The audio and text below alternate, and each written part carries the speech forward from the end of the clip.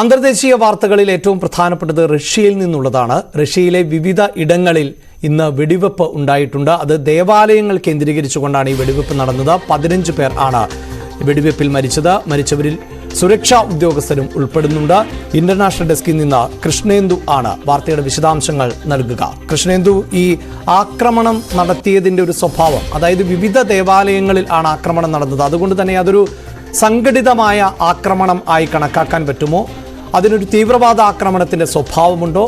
അക്രമകാരികളെക്കുറിച്ചുള്ള കൂടുതൽ വിവരങ്ങൾ ലഭ്യമായിട്ടുണ്ട്.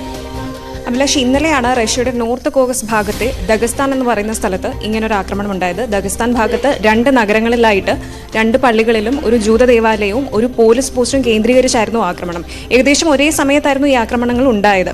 ഈ ആക്രമണത്തിൽ 15ഓളം പോലീസുകാരും ഒരു പുരോഹിതനും അതുപോലെ തന്നെ നിരവധി സിവിലിയന്മാരും കൊല്ലപ്പെട്ടു എന്നാണ് പ്രാഥമിക വിവരം. എന്നാലും എണ്ണം ഇതുവരെ സ്ഥിരീകരിച്ചിട്ടില്ല.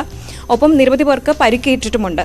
ഇതിൽ പ്രത്യേകം ശ്രദ്ധിക്കേണ്ട കാര്യം എന്താണെന്ന് പറഞ്ഞു കഴിഞ്ഞാൽ, ഈ പ്രധാന മുസ്ലിം കോക്കസ് മേഖലയായി ഈ ദഗസ്താനിലെ പ്രധാന മുസ്ലിം കോക്കസ് ഏരിയയായ ഡർബൻ നഗരത്തിലാണ് ഒരു പള്ളിയും ഒരു സിനഗോഗും ഉള്ളത്. ഇവിടെ ഈ സിനഗോഗ് ആക്രമികൾ കത്തിക്കുകയും ചെയ്തു. ഇതിനായി ഫയർ ബോംബ് ഉപയോഗിച്ചിട്ടുമുണ്ട്.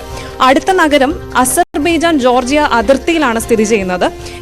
ഈ ദഗസ്താന്റെ തലസ്ഥാനം കൂടിയായ മക്ച്കല എന്നാണ് ഈ നഗരത്തിന്റെ പേര്. ഇവിടെയാണ് ഒരു പള്ളിയും പോലീസ് പോസ്റ്റും ഉള്ളത്. എന്തായാലും ഈ ആക്രമണത്തിൽ 6 ആക്രമികൾക്കും ജീവൻ നഷ്ടപ്പെട്ടിട്ടുണ്ട്.